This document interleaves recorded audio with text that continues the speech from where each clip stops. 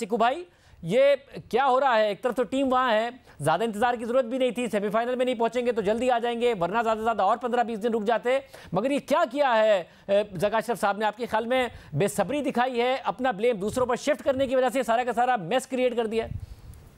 तो शाहजेब, मैं पहले भी कह चुका हूं कि ये जो आपने कहा ना जल्दी दिखाई, उन्होंने आने में भी जल्दी दिखाई। देख, इस वक्त उनको नहीं आना चाहिए था। उनके उनके पास 2 महीने हैं, 2 महीने के बाद जो है वो पता नहीं उनका क्या फ्यूचर हो। तो उनको जब सेठी साहब चला रहे थे तो अगर अगर गड़बड़ होती तो सारा मलबा सेठी साहब पे गिरता।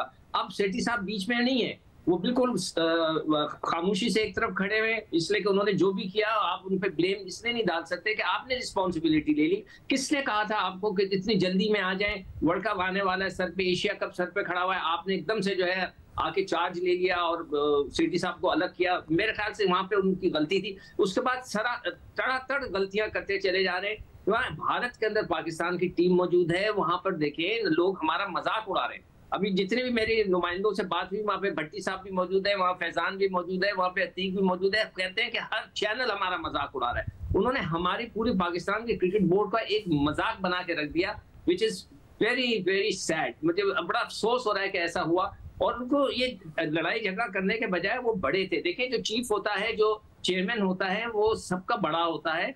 उसको वो बड़ापन दिखाना चाहिए था, टीम को वापस आने देना चाहिए था।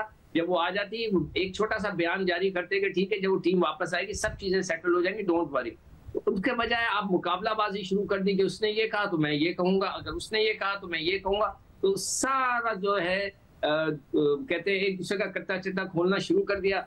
उससे जो है मेरे ख्याल से याया आपको बहुत अंदर की बातें जो है वो बहुत अच्छी तरह बताएगा। जो मैं याया भाई की तरफ आने से पहले जरा रज़ाक भाई का भी मौक़िफ़ मालूम कर लो। रज़ाक भाई, आप ज़रा कुछ अर्सा पहले तक आप खुद टीम में खेलते थे, कोई चेयरमैन इस तरीके का एक्ट करे, इमेच्योर हरकतें हैं कि कप्तान का आपने जो व्हाट्सएप पैगाम है वो जिद करके एक चैनल पे चलवा दिया है और उसके बाद अपने आप को दिफा करें कि मेरे मुझसे कल का पूछिएगा। आप चेयरमैन बन गए कमेटी के, उसके बाद आप सारी जिम्मेदारी दूसरों पर डाल रहे हैं। कभी कहते हैं चीफ सेलेक्टर और बाबर आजम की जिम्मेदारी है, फिर कहते नहीं क्योंकि इंतजाम भी मेरे दौर में आए थे, उन्होंने भी पिछली टीम को बरकरार रखा, उनकी भी जिम्मेदारी नहीं है, फिर उनका इस्तीफा। ये क्या कर रहे हैं चेयरमैन साहब एग्जैक्टली आपके ख्याल में?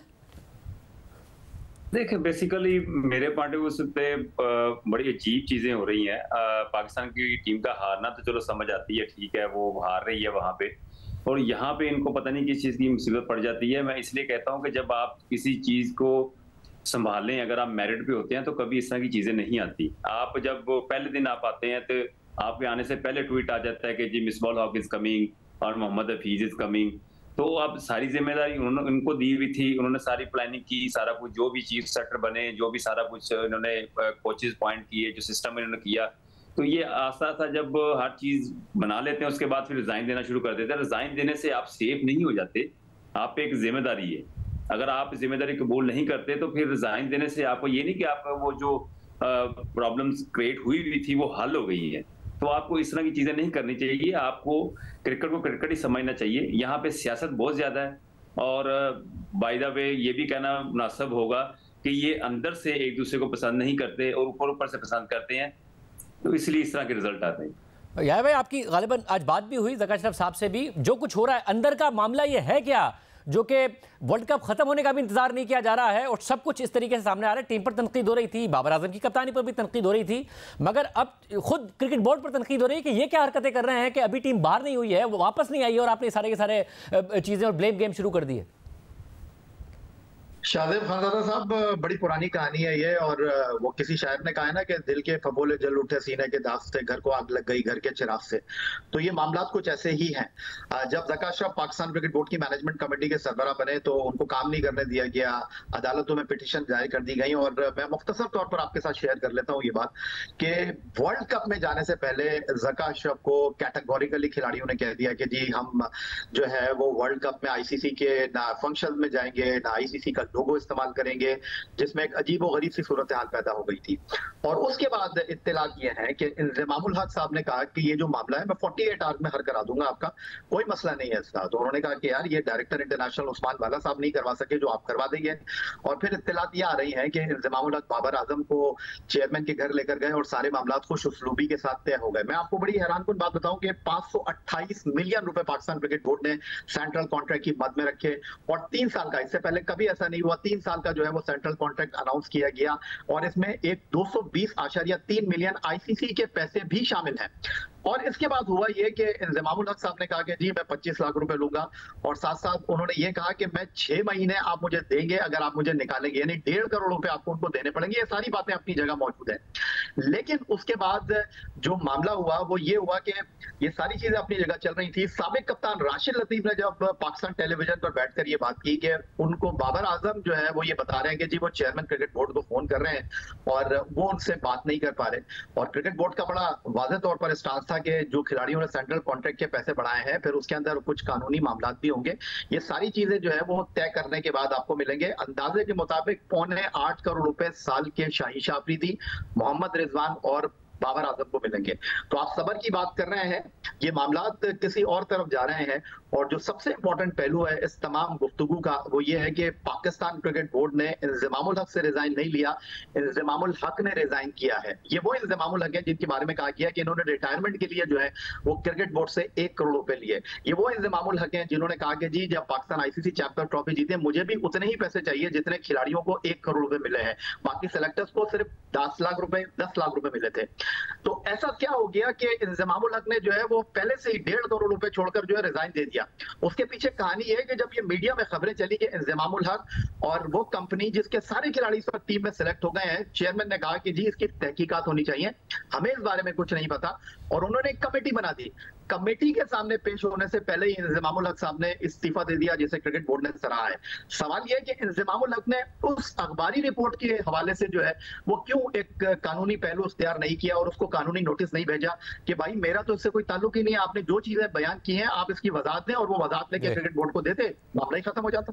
और मगर सिकू भाई कल खुद चेयरमैन ने भी जब बात की है, ज़का अशरफ साहब ने भी, तो इस हवाले से ऐसा लगा कि ऑलमोस्ट वो इंडोर्समेंट दे रहे हैं कि हाँ जी कॉन्फ्लिक्ट ऑफ इंटरेस्ट का सवाल, और ये फिर इस तरह तो लगता है कि एक ही है जो इस तरह टीमें सिलेक्ट करा रहा है। वो तहकीकात की बात भी कर रहे थे, मगर साथ में ऐसा लग रहा था कि इनडायरेक्टली इंडोर्समेंट भी दे रहे थे कि इल्ज़ाम कहीं ना कहीं दुरुस्त तो नहीं है। अब वो आ जाते प्रोग्राम पर, ज़ाहिर मुझसे खुद सवाल करते हैं, आपको लगता है इंजमामुल हक ने इस्तीफा देकर गलत किया? वो कह रहे हैं कि जी अगर बाद में कर ले तहकीकात, मेरे खिलाफ कुछ नहीं मिला, मैं इल्ज़ामात की नफ़ी करता हूँ, तो मुझे बाद में दे दें रिस्पॉन्सिबिलिटी, जब तक के लिए मैं अपने ओहदे से अलग हो रहा हूँ। पीसीबी भी इस बात को सराह रहा है। नहीं देखिए शाहजेब, ये कोई बात मुझे समझ में नहीं आई। अगर इंजमामुल हक समझते हैं, सबसे पहले अगर मैं इंजमाम की जगह होता, मुझ पे इतना बड़ा इल्जाम लगा होता और मैं ये इल्जाम गलत होता, मैं उन सब एंकर्स के खिलाफ जो है जिन्होंने ये खबर चलाई, पूरी एक तो पॉलिटिकल एंकर हैं, उन्होंने तो बड़े खुलकर बोला कि ये एड्रेस है, ये अकाउंट नंबर है, ये लोग हैं, ये पार्टनर्स हैं, आप उनके खिलाफ केस डालें, हर्जाना डालें अगर आप बेगुनाह हैं। जब जस्टिस कयूम की रिपोर्ट हुई थी, इन सब ने बोला जी हम तो बेगुनाह थे, हम तो बेगुनाह थे। भाई कोई कोर्ट में किया? किसी ने अपने आप को बेगुनाह साबित करने की कोशिश की? किसी ने नहीं की। सब मजे से जो है काम कर रहे हैं, सब मजे से क्रिकेट के अंदर घूम रहे हैं, फिर रहे हैं। वही लोग जो कि इसमें जस्टिस कयूम रिपोर्ट में जो लोग इन्वॉल्व थे, सारे एक्टिव हैं, सारे, उनको सबको मना किया था कि इन लोगों को कोई, उसमें लिखा हुआ है रिपोर्ट में, इन लोगों को कोई ऐसी चीज नहीं दी जाए जो कि रिस्पॉन्सिबिलिटी वाली हो। सब मजे कर रहे हैं। हमने कभी इन लोगों को रोकने की कोशिश ही नहीं की। तो इंजमाम को मैं ये कहूंगा कि अगर आप सही हैं, आपके पर इल्जाम है ये, तो आप जाएं कोर्ट के अंदर और जाकर एक केस करें और हम सबको बताएं कि जी ये गलत था। अदरवाइज मेरे ख्याल से ये कॉन्फ्लिक्ट ऑफ इंटरेस्ट है। पहले ही मैं आपको प्रोग्राम में कह चुका हूं कि जो रिश्तेदार होते हैं, चचा, मामू, खाला, फूफे, दामाद, ससुर, इन लोगों को क्रिकेट बोर्ड में नहीं रखना चाहिए। ये बहुत बड़ा कॉन्फ्लिक्ट ऑफ इंटरेस्ट है। लोग फिर बातें करते हैं कि ये इसका भतीजा खेल रहा है, इसका भांजा खेल रहा है, इसका बेटा खेल रहा है, इसका दामाद खेल रहा है, इसका ससुर खेल रहा है। ये चीजें नहीं होनी चाहिए। तो ये पहले ही पाकिस्तान क्रिकेट बोर्ड को इस पे सख्ती के साथ एक रूल बनाना चाहिए। रज़ाक भाई, आप क्या कहिएगा?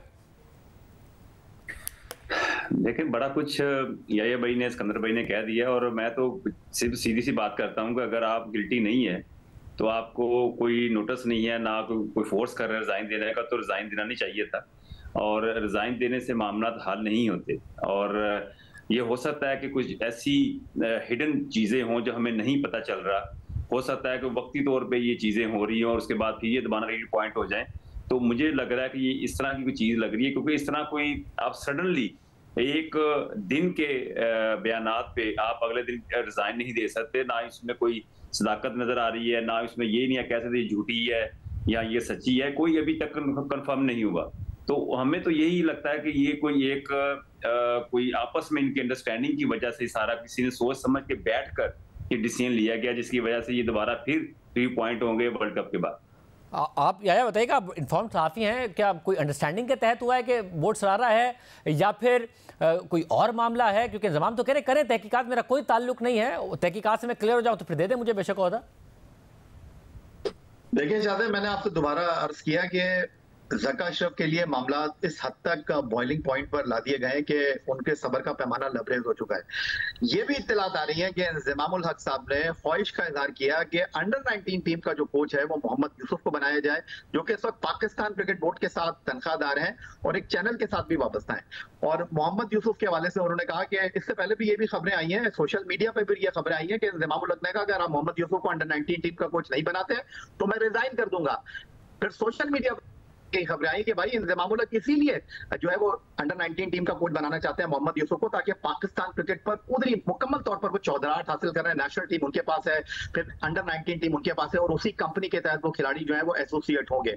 इस पर चौधरी ज़का अशरफ साहब ने उनको कोई वाज़ेह जवाब नहीं दिया। और अब इंज़मामुल हक साहब जो कि वर्ल्ड कप के 2 पहले मैचों में भारत में मौजूद थे, सवाल यह कि किसी और दुनिया की टीम का कोच चीफ सेलेक्टर आया, इंज़मामुल हक साहब वहां गए, वहां पर भी ये खबरें आई कि जी ये टीम में मुदाखलत कर रहे हैं और मिकी आर्थर और टीम के जो कोच है वो नाखुश है। तो इंज़मामुल हक से उस वक्त क्यों रिजाइन किया, उन खबरों के ऊपर क्यों रिएक्ट नहीं किया? अगर सोशल मीडिया की खबरों पर इस तरह लोग रिएक्ट करने लगे तो मेरा ख्याल है कि पूरे पाकिस्तान में अंबार लग जाएंगे रिजाइन के। बहुत शुक्रिया, गुफ्तगू आपने सुनी। इस सब का नतीजा ये निकल रहा है कि पाकिस्तानी क्रिकेट टीम और पाकिस्तानी क्रिकेट का मजाक उड़ा है। टीम हार अलग रही है जिसकी वजह से जाहिर है कौम को बड़ा दुख है, मगर ये मजाक बना हुआ है। खुद ज़का अशरफ साहब के बयानात की वजह से व्हाट्सएप मैसेजेस लीक हो रहे हैं, इस्तीफे आ रहे हैं। हालांकि अभी तक वर्ल्ड कप चल रहा है, पाकिस्तानी टीम पूरी तरह वर्ल्ड कप से बाहर नहीं हुई है।